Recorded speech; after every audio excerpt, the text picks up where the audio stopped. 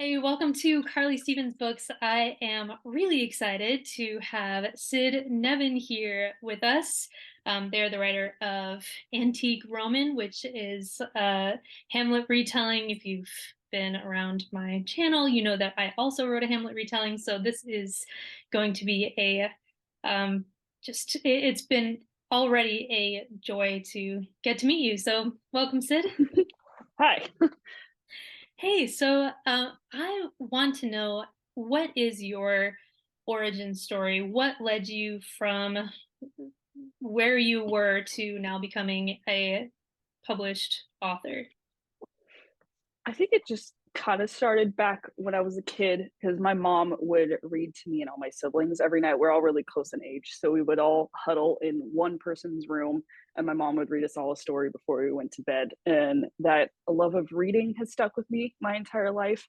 And I started devouring chapter books pretty quickly. Like I started with Magic Tree House books and I would sit there and read those at breakfast before school and then get on the bus and go to school. But I've always been fascinated by people that are able to create worlds just out of words because I'm really introverted too. So I read more than I hung out with other kids, and I always wanted to publish a book.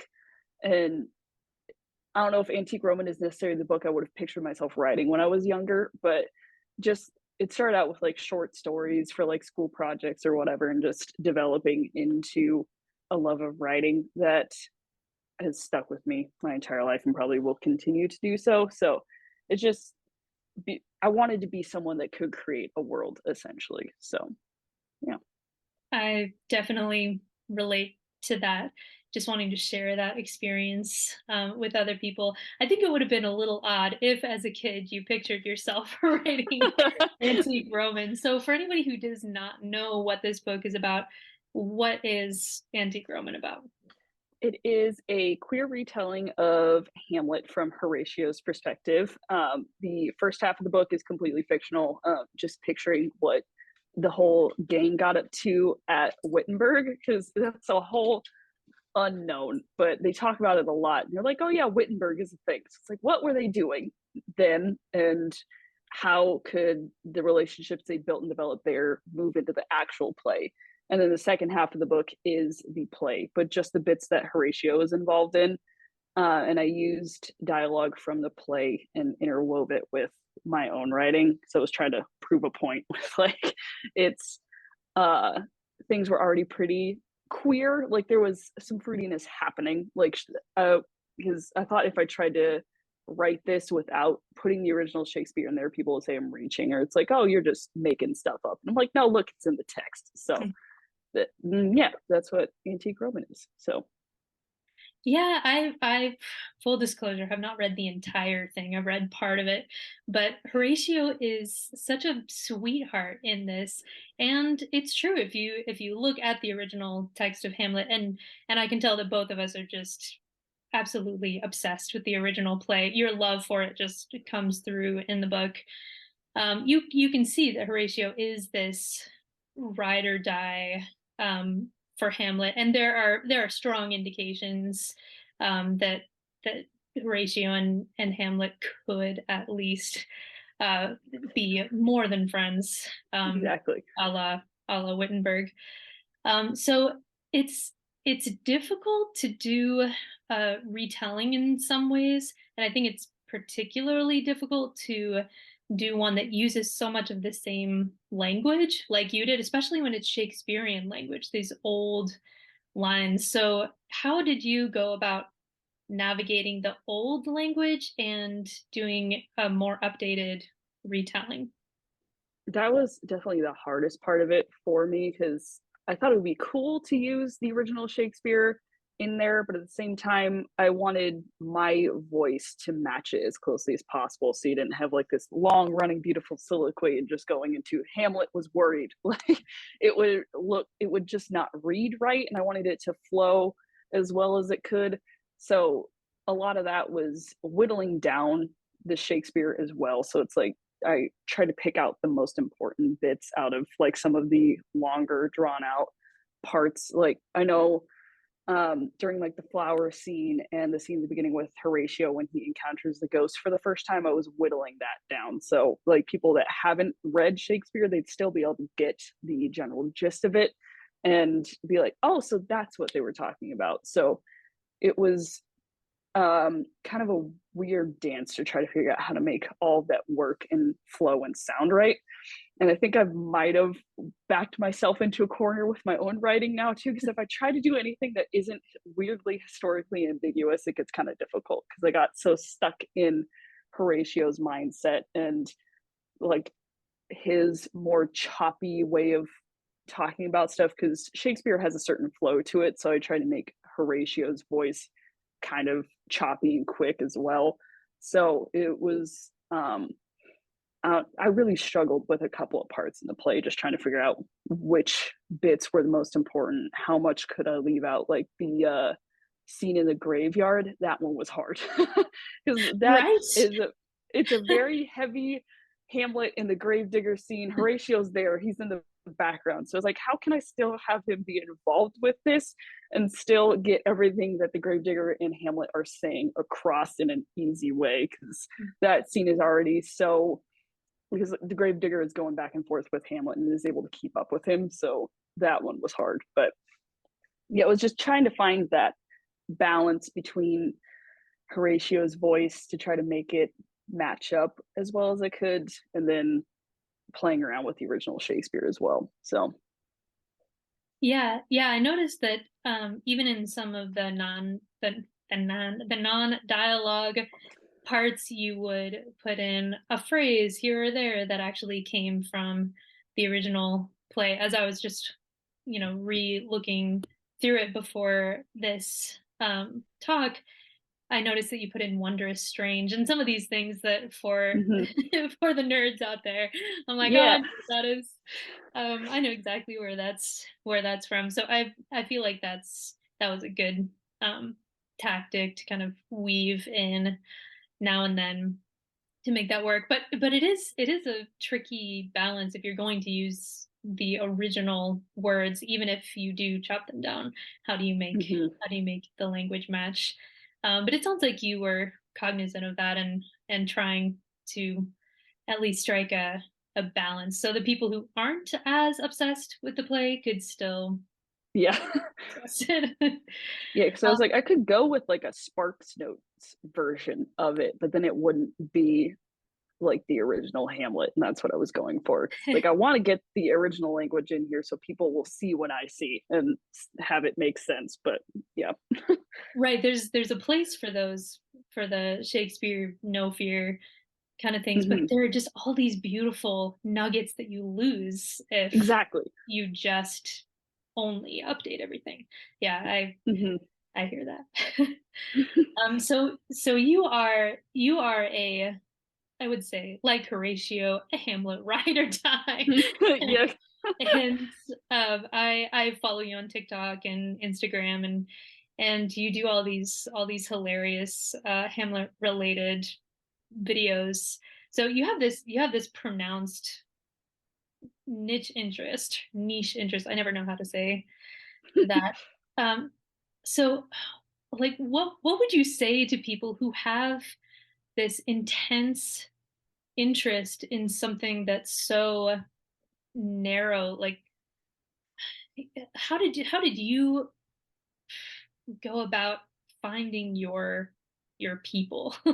hmm Um, my obsession with Hamlet kind of starts back when I started college, and I like talk about that a little bit in the author's note. In Antique Roman, I took a class on Hamlet, and it was a semester long class, and the only thing we talked about was Hamlet. And I was in that class with a bunch of theater majors, and I was like, I'm just an English major with like a casual interest in this. And it's like it was kind of like the penultimate Shakespeare play too. So it's like I would love to just deep dive into this, and that's where I got to know the play as well as I did. And I didn't really start making content on Hamlet on TikTok until like 2020. It's like all of my friends were sick of hearing about it because no one like they all know who Shakespeare is, but they don't really care. Like it's always been just me in my head thinking about all this stuff. So um TikTok was just kind of a way for me to get a lot of those ideas out of my brain. So it's like they're out there now. If other people find it and think it's funny, then cool. And I never really set out to have things get as big as they are. Because again, it's so niche and weird. It's like, of course there's other Shakespeare scholars and like theater people that are into this type of stuff, but I didn't realize that they would come out in such force. And it took a while because it's like 2022 now, and I've been making Hamlet stuff since about 2020, so it's been about 2 years of building up my audience and that reputation of being the weird Hamlet person on TikTok. And I've had people be like, "Yeah, if there's stuff on Hamlet, like on Hamlet on TikTok, it's you that made it, probably." I don't know how or why I became the voice of that play on that app, but and I think part of the reason it's easy for me to keep making content about it is because it's such a long play, and there's so many different ways that you could take just one scene. So it doesn't really matter how you interpret it, there's going to be a joke about it somewhere. So that's what makes it a little bit easier, is like it's a 3.5 hour long play with all of these weird conspiracy theories about it. So I can play off of all of those and it'll be fine. So it's like, again, just a way for me to get stuff out of my brain, and now it makes other people laugh, and I think that's cool. So Yeah, it's true. I'm amazed at how many layers there are to that play. I've taught it for almost 10 years, and every year there's something else. And as I was doing the research for my own book, I kept finding all these things that I just hadn't had a reason to look into in my high school class. But now I was doing it for me, and so I was going down these rabbit holes. And yeah, it just kind of is keeps on giving. Because exactly. yeah, which is great. And it's nice to know that there is an audience for something that is so specific. So Hmm. for anybody out there who does have, an obsession with the Odyssey or whatever, um, I mean, I think you would agree. Just let your freak flag fly and Yeah, see what comes of it. If you love something, then I think that love is going to translate, maybe not to a wide audience, but certainly to other people out there who have been maybe secretly thinking some similar things and wondering if they were just the lonely nerd. yeah, exactly. Yeah, yeah, I love that you have used these elements of your own personality and experience to just translate into something that did get a pretty big following, which is cool. I noticed that you mentioned at least that antique Roman has gotten into schools, and I would Hmm. love to know how that all came about, because I one of the things that I personally am not that great at is marketing and actually getting my stuff to the right people. I'm still learning everything there is to know about that. So, what was your process, or how did that happen? I think it's mostly been by accident, honestly, because I've just had a ton of Dang it, different people. I want like one, two, three. Like, I haven't ever like gone into schools be like, here, take this, this is the thing that you could teach to people. Like, it's mostly been other people reaching out to me to do interviews about antique Roman and like serious dissertation papers or whatever. I've had like a couple of college students be like, can I interview you because I want to use antique Roman as a heavy source in this really serious paper that I'm writing? And I'm like, why would you want to do that? That's weird. But it's people being like, I'm sending this TikTok to my theater professor or my English professor. Just I had one teacher be like, "Yeah, I show your TikToks in class when we talk about Hamlet," and I'm like, "What?" So it's just like little small ways where either students are bringing it up to their teachers, or like theater teachers or English teachers are finding my stuff online and asking me to use it. And I'm like, if you want to, I don't know how that's going to benefit you in any way, but it's there. So it's it was so weird anytime anything like that happens too, because like it is a smaller book and it does have a little like cult following at this point, but to have people use it in such serious contexts is strange. And I don't know how to process it. It's really cool, and I'm always grateful when people reach out and want to use it in that way. It's just like nothing that I ever pictured for it. So it's weird but cool. That was actually the way that I first heard your name. It was one of my students who, after we studied it, in sophomore English, became just obsessed with Hamlet and started going down all these fan fiction kind of rabbit holes. She Hmm. started writing her own stuff, and she mentioned yours because it was one of her favorites that she had read, and so that's when I reached out to you, and we got connected through that. So that's pretty amazing that that it's just been so organic for you. That's awesome. Yeah, that's nothing I ever expected for it. So it's really cool when people take it so seriously. Sometimes I look at it and I'm like, oh yeah, that's the thing that I did. And people are like, yeah, that's a legit source that I want to use to try to like convince my professor that these two are in love. And I'm like, oh, it's so weird, but it's cool to think about. So Yeah, so what advice would you give to other young writers who might find themselves, in a similar place before you started writing? Um, uh there's no bad ideas ever. So if you want to write about something, then write about it. And if you don't like the end product, it's fine. Move on and try to find your stride. Because Antique Roman is definitely a passion project for me. And the fact that it's kind of like gotten up off the ground is really rewarding. So it's like there will be people out there that really appreciate your writing and find something beautiful in it.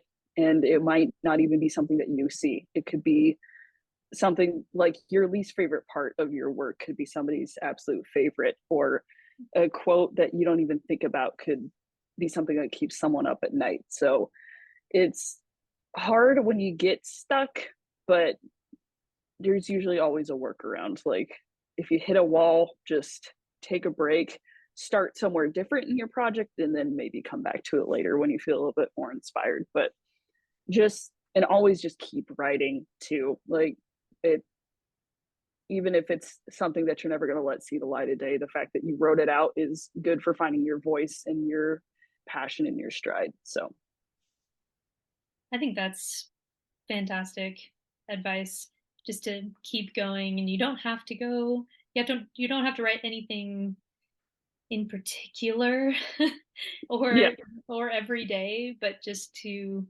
continue on, and once you're proud of something, to send it out there. I think that's lovely.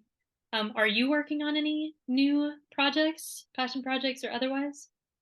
not currently. I wish I was, but like I said, I kind of got like stuck in antique Roman's mindset. So anytime I try to do anything outside of that, my brain just shuts down. Oh no. So, and it was really a passion project. Like it's something that I thought about for years, and now that it's done and out there, I'm like, how do I even top that? Because it's something that I'm so obsessed with, and I think about all the time. So I poured my blood, sweat, and tears into that book, and trying to find the passion or the love for something else that I had for this book has been kind of difficult. But my friends keep telling me I just need to try for other queer retellings of Shakespeare because those are easy enough to do. I mean, Shakespeare, if you look into any of them, they're all a little fruity. So it's definitely something I've thought about before, but it's like there's just no other play that I love quite as much as Hamlet either. So it's maybe down the road we'll find something, but right now I'm just kind of like stuck. So And there's no necessity to be one of those authors that comes out with a book or three a year. Not everybody who writes a book or publishes a book needs to become like a full-time author. You loved this book and creating it, and other people are enjoying it now. And I mean, that's beautiful enough. exactly. So I don't know how people can write like 3 or 4 books a year. I'm like, where do you get all of it? Because like, I don't understand that. I wish I could write like that, but just my brain isn't quite right wired that way anymore. So Well, maybe over time something else will snag you.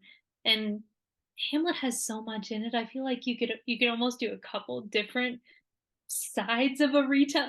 Have you thought about that easily. Yeah, because you could do something too? with Rosencrantz and Guildenstern, Ophelia, just like you could even do something with Ostrich if you wanted to. It's Oh like yeah, easily. there's enough in there that you could easily do several different versions, all within the same universe if you wanted to. Because I think Sure. about Rosencrantz and Guildenstern a lot. I love those too. So it's like, maybe there's something on their side. So we'll just have to see. Yeah, yeah. I mean, the opportunities just within that are pretty vast. So Hmm. maybe in the future we'll get Yeah, a Rosencrantz and Guildenstern a la retelling. Rosencrantz and Guildenstern are dead. Yeah. Right, yes. Yeah. So how can people find both your work and you?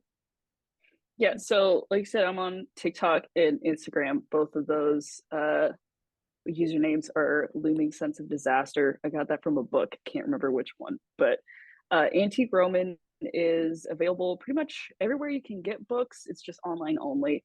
But Frisian Press was my publisher, so like the big penultimate is over on their website, and I have a Twitter. It's not really, I don't use it a whole lot for antique Roman stuff. This is kind of where I go and dump all my thoughts, but that's at Uneasy Paperclip. So most active over on TikTok, whether I'm just talking about Hamlet or the book. So that's usually where people are able to find me the easiest. So All right. Well, thank you so much for joining me today.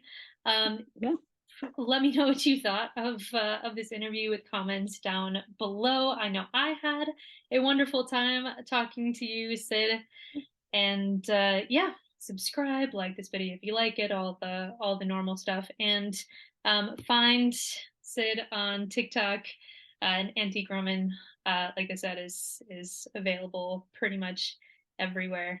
So that's all. I'll see you next week.